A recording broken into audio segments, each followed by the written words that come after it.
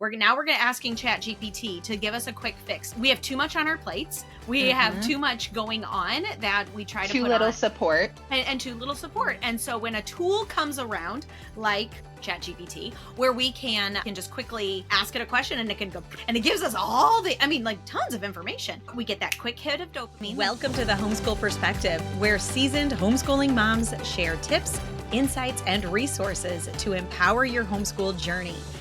Hey everyone, we are back and we are continuing this conversation about AI because there is so much going on. So just before we left last time, Rachel was talking to us about things that are happening in education, in curriculum.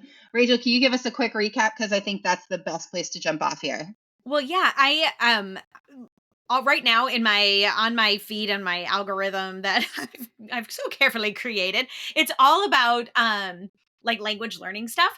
And I've used Duolingo for years, and I think that that's great, and that does utilize some AI learning and all of that. But what I'm seeing now is like AI tutors, where it's a face of a person who's not real, and that's your tutor to learn a language, and just having those like face-to-face conversations with people that aren't people.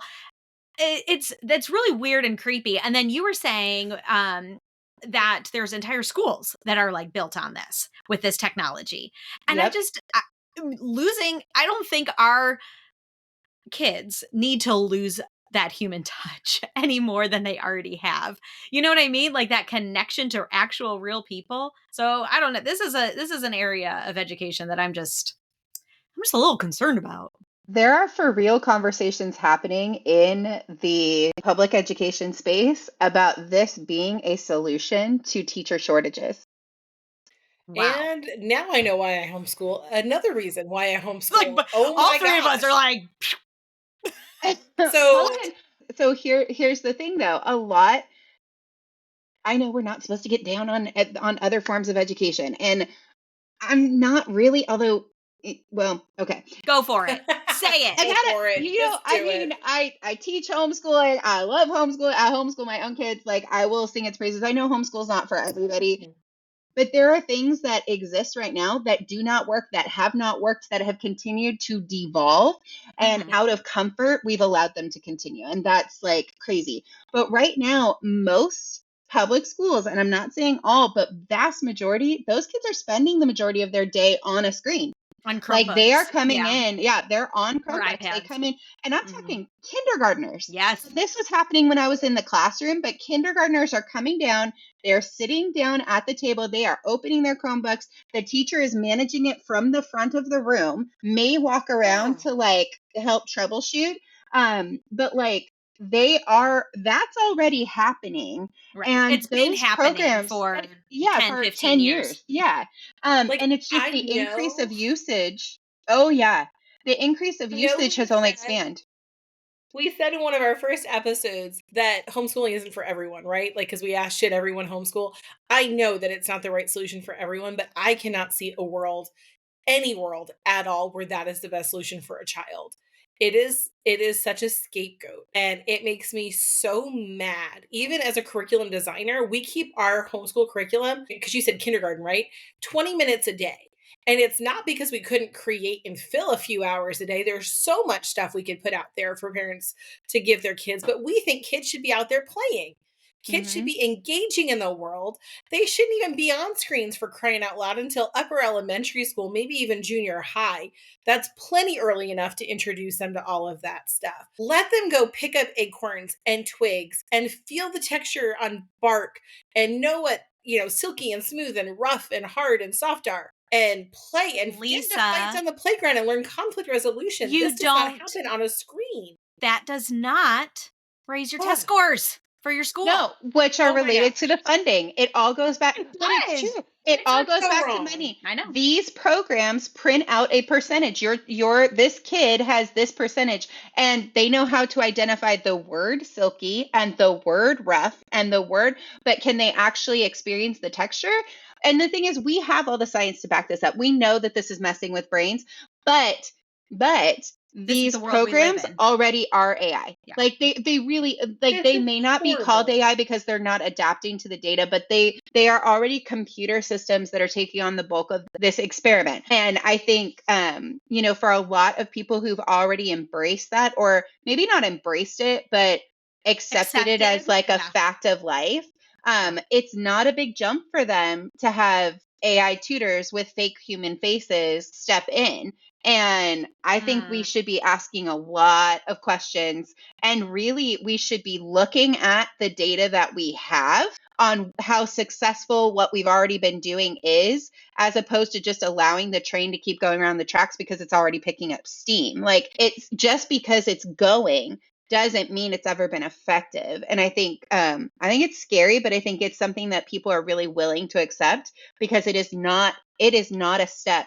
The thing is, like, then literally what I'm hearing people say is like, well, at least now it's like a person talking to them, right? Like it Okay, this looks is like a why person, but kids, this is the like, conversation. have you ever tried to have a conversation with someone under 20 years old? Right? They lack so many skills. They don't know how to Yes. answer the telephone. They don't know how to meet someone new. They don't know how to make eye contact. Mm. It all makes so much sense if you think about it in contact of this, like in this context, right? Like We've also these are soft amplified the skills. fear of those things too. That book, Yeah. Anxiety Generation. What Yeah, is that book? The So we've anxious. yeah. The amplified anxious the generation. fear, anxious generation. We've amplified the fear of like getting yelled at, not like anything unpredictable. And again, that goes back to we're not having our kids struggle or have grit to move through tough situations. Yeah. It's a mess. Well, and if you think about like what you were just saying, like dealing with the teacher shortage, using AI to deal with that, let's translate that to what we're doing, what we often are tempted to do in our homeschools. There's only one mom, and like I've got 4 kids. Lisa, you've got 8. Allie, you've got 3.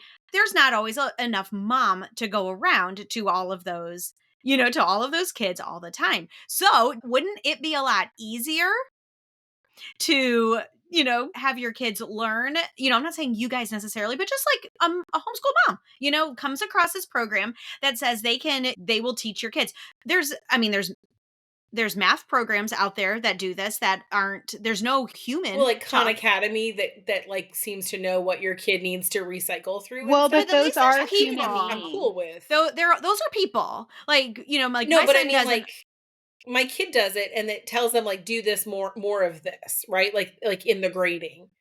I'm down Oh for yeah, that yeah, kind yeah, of assessment. It grading it for me, it yes, telling me where he needs more yes, practice. That's awesome. right. But there's But others that are out there that are like that are just AI led, and they're gamified, they're games, and it's like this game will teach, and it'll circle back and it'll review what they need if they don't get it the first time. And I don't know, I mean, I think Okay. But if you're using that as a tool, that's what I was gonna say. well, there you go. Because I'm going No, like, go for it. no, I've seen like a new math program that's all AI, right? Like it's saying it's AI. It's not saying it's a game or something else. It's like Okay. saying it's an AI math program. And I'm like going, okay, let's say you really don't have enough to go around right now. Maybe you've got a newborn baby, you've got like things going on, you don't have enough to go around. If you're doing that, but then they have the benefit of a conversation about what they learned, why it makes sense, Mhm. and they have real life application with a human it's being, different. then I'm like, Yes. that's different. So I don't know that I feel like it's really easy because it's being used in these very unintentional ways, like not thoughtful ways, to just like, oh, we need none of it, get rid of it all. Yeah. But the reality is that, like, if you keep that rhetoric, that conversation going about it, and they have the human connection, feedback, and application portion, I think it can be a useful tool. I'm not sure they're all bad. Well, I I don't think it think they goes are, to but I don't know, it's just something to think about. It's something to like You can't really set it and ask. forget it. Yeah. I think AI is kind of like a violin. If you hand it to Rachel, it's going to sound a whole lot better than if you hand it to me or my puppy dog, which would sound oddly similar to if you handed it to me. Right? Like Violin. it is a tool. You're musical. You would know like how to hold it, right? My I Pick think my your sister appropriate instrument. It works. yeah, The analogy whatever, works. my right? sister that's listening to this, I'm sure, is She's gonna be like, saying no. "Don't hand Rachel a violin." But for real, She it is a played tool. violin. It's an instrument that we can use, and the skill with which we use it, and also the ethics with which we use it. That's something Yeah. that we haven't really touched on, Mm. but we've talked about how we choose our homeschool curriculum, and if we use faith-based or secular or faith neutral, right? We had that conversation, and just like that, where we all have our convictions that lead our choice of homeschooling curriculum, we have choices and ethical responsibilities, and we all have a value system that allows us to approach this AI thing. And it is literally a tool, and the tools in the hands of somebody who has a conscience and who has a goal to better the world can get used for good. And tools in the hands of a monster destroys things. And like historically speaking, there have been world leaders who have won Nobel Peace Prizes, and there have been world leaders who have been responsible for the decimation of millions of human beings. Who were And also nominated for a I was Nobel gonna Peace say I Prize. thought that's where we were going. that's true too. Okay, that's true too. But like there is good and there's bad, and it's all in the hands of the person and the heart. So I think when we approach it specifically in the terms of, I can't speak to public schoolers, okay? I think they're doing the best they can in a very broken system. But when we talk about taking it into our homeschooling, and where we as parents have oversight and responsibility, we can use it well, and we can teach our kids how to use it well. I still stand by the fact that I don't think kids need to be learning on screens until they're older, but I also understand that that's in an ideal situation. And when I was in the hospital 10 years ago, if that technology had been around, I might have had taken advantage of it to continue my kids' homeschool education, because it was so hard to find somebody to step in and continue teaching them. Different seasons, different reasons, absolutely.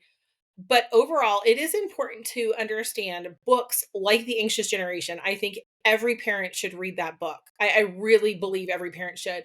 Raising Mentally Strong Children, or Mentally Strong Kids, with Eamon and Faye. I think that's another must read for every parent out there. And they talk about the effect of this kind of technology on our children and how it affects their growth. And come at it from a place of education and understanding. Don't just come at it because your friend's kid came out okay, or your friend kids loves it and they're friends with your kids and your kids really want it. Understand what they're using, understand what they're doing, and understand the importance of being present and being a person in their lives that's active with them, when so much of technology creates passive interactions for our kids, because they're learning how to be so passive in this process. They log in, they do what it says, they play the game, but they're not doing, they're not getting, they're not, as you said in our last episode, struggling at Mhm. times. And we need to create those situations too to balance it out.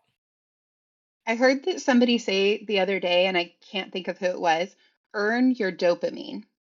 And I Yes. think and I Love that that. that hit me so hard, because we are trying to make shifts like that Write for our that down. children, but not for ourselves. Like, there's so much of this, and I think the reason that it's really not that far of a reach to think that in a couple of years, maybe even less time, that people will have those robots in their houses. Like, it's not that far of a reach anymore, because we have incrementally increased our usage already. I don't think people even are, again, we're doing it unintentionally. We're not intentional about what we're bringing in, what we're using, how we're using it. Then you have the people who swing the other way and they're like, absolutely nothing. And goodness, I understand, but the world is just shifting so fast. I don't know that that's going to benefit them in the long run. But this idea of earn your dopamine, when we have such simple access to these things, and what they do to our brains, and how quickly and easily they give us access to those hits of even like feeling like you're productive when you're not productive, feeling like you are happy or connected when you're not actually connected. All of those things are atrophying our ability to even manufacture, earn dopamine that lasts longer, Yeah. that doesn't burn our brains out. It's a, I don't know, it's that earn your dopamine thing. I think we can't We cannot keep moving forward down this path without really seriously having conversations about making sure that it doesn't step in and integrate into ourselves so much that we can't untwine from it. I think earning your dopamine, and when I say earning your dopamine, that means like physically doing things, struggling for things, going and working hard for something and getting dopamine that way. That's what we're Yeah. talking about. And I think in our last episode, I alluded to that when I was telling you guys about how much, or asking you how you are keeping your Mhm. critical thinking skills, how you are, like keeping the, because we go just easily like, oh, I'm just going to run that through Chat GPT.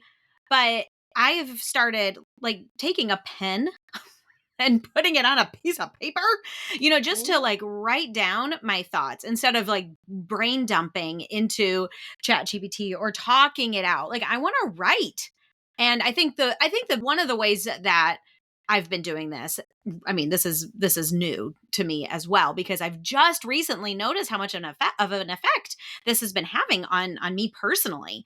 I'm reading books, like diving into just more and more books, trying to get my information from an actual like piece of paper and not the screen, A or not, primary source. yeah, going to the primary source. I mean, because we live in a world of shortcuts, and it's so easy to just like Google it.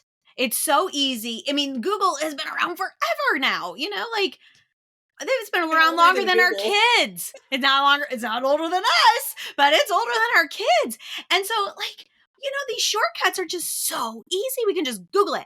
My kids have Apple Watches. We get them Apple Watches when they're 10 for their 10th birthday, so that we know where they are and we can call them on the, like it's our antidote to giving our kids a phone, at a young age. So, and it works. It's great. But I just hear my kids all the time like, "Hey Siri, how far is it to the moon or whatever, how many moons would fit inside the earth, like all these random questions that might, and I'm kind of glad, because they don't ask me, they'd be like, Mom, how many, I don't know.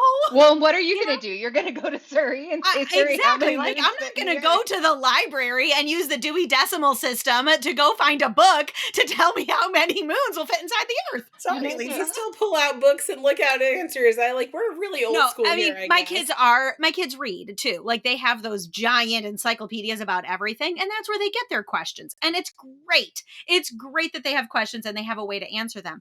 I'm just saying, like, we just, with this world of shortcuts that we live in, we're going to Google it. We're going to asking Chat GPT to give us a quick fix, to give us a quick win. We have too much on our plates. We have Mhm. too much going on that we try to Too put on, little support. and too little support. And so when a tool comes around, like ChatGPT, where we can just quickly, ask it a question and it can go and it gives us all the, I mean, like tons of information. We get that quick hit of dopamine, like you were talking about. And we're like, cool, moving on. But if we take the time to retrain our brains to get it from the primary source, to read a book, just read, and also writing. That's the one that was harder for me to, because I love to read, but to take notes or to put pen to paper, to outline my thoughts or to brain dump on a piece of paper. That is, I don't know. That's just something I'm It doing doesn't to stick just, in my brain if I don't do that. So that hasn't been a problem Definitely for not. me. But yeah. you're talking about shortcuts. And the other thing I think we need to recognize and realize is that AI is still on the newer end and its shortcuts turn into a game of telephone. So it's like Yeah. they glean from this one source and they give that to somebody. That person is using that gleaning, then they glean from that source. And it's like a game of telephone. It's like the original information gets diluted and misconnected, and all of these things happen over this course of this chain of events. Yeah. How long Which before everything is watered down and there's no original thought? that's where we go back to, like, we have to step in with the discernment and teaching them how to go to primary sources and not dropping the ball on that, because it really, this stuff is getting wishy-washy every day. Okay, you guys, but in relation to homeschooling, we've talked about curriculum that's using it. What about, have you guys used AI in your homeschooling? Like, for you as a homeschooling parent, are you guys utilizing AI at all?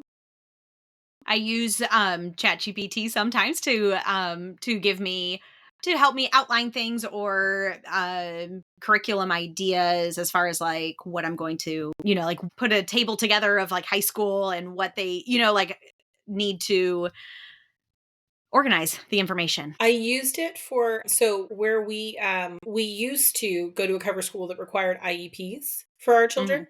And we are no longer in an area that requires that, but I've kept it up because it was just kind of a habit, and we're finishing their school with it. And I did use it when I put in everything, and then Nested format this nicely into a nice neat IEP for me. And I gave them our old IEPs, and that was, oh my gosh, it probably saved me 3 hours and a lot of stress eating. Like I didn't even need chocolate to do that one. It was great. Congratulations. So I found that to be easier. With curriculum, I haven't used it because we have our tried and true favorites. Yeah. And we haven't gotten into it, but one of the things that we're looking at again, we don't tend to get really heavy into technology until junior high and high school. We start fiddling around with it probably 4th, 5th grade, but not into like shortcut solutions, right? So like my 4th and 5th graders don't know that they can go into AI tools and ask it questions and have it write things for them. But one of the things that we're going to be doing is we're going to be coming up with a business plan next year. And I'm going to have them format their business plan, but then I'm going to have them give it to ChatGPT and say, where are the holes in this? Because I have found it to be an excellent, how could I have written this better? How could I have said it better to help them with their professional voices? Absolutely. But they're going to do the work themselves first. But you're talking about how you are teaching your kids to use it. Yeah, Allie, were you asking how you use it? I just with the IEP, that's Okay. where we've used it for homeschooling. Yeah. Yeah. What about you, Allie? I haven't been using it in my homeschooling. And I think part of that is because I haven't. But I could see, my mom and sister both work in schools still and teach, and they're using like Magic School and things like that write lesson plans. And I could see, and this could be also just a matter of habit. Like I could see going in, my son wants to learn XYZ about the inauguration, like go in there, write me a lesson plan, like some ideas for activities and recipes that we could do on an inauguration day or something, Right now, though, I still use Pinterest for that, like to start ideas. But I could see how... Which is built with AI content. Now that you say that, I've done that. I have done that. Yeah, I'm like, I think there's definitely ways to utilize it again, like organizing your thoughts. But I feel like the common thread here is to be intentional and be on the editing side of it. It's like whatever comes in, we don't accept, or at least my opinion, you don't accept what comes from AI as the end, right? Like that this is the answer and this is what you do. However, that's my personality with basically everything. So the front end, you can I'll give it I'll ask it on the front end for ideas. So I would say that to get you started. AI to get me started homeschool is in every other part of my life that I use it, that frees up my mental energy to homeschool better. Yeah. I like that. So, and that is where I'm using it more too. So like I might use it for my grocery list for my recipes, because I'll feed it my recipes and then say, give me a grocery list. Things like that. And that is really helpful because I don't have to think through that stuff. And so I get to show up with all of my energy for homeschooling and not have to divide my mental processes. I feel like we need a whole nother episode just talking about how we're using it, because with resources for it, because I think there's more to discuss here. This has been such a fascinating conversation, and I hope that everyone listening here is able to recognize that this is something that's not going anywhere, and it's something that we need to be intentional with, just like everything else we're talking about, right? We have to stay in the driver's seat. We have chosen by homeschooling to take on the full responsibility of our children's education, which means we take on the full responsibility of AI as well. So we would love to hear about where you're at with this. Please send us a message, comment, and let us know what you're doing with AI. Maybe you'll give us some good ideas too. All right, we'll see you next time. Have a great day.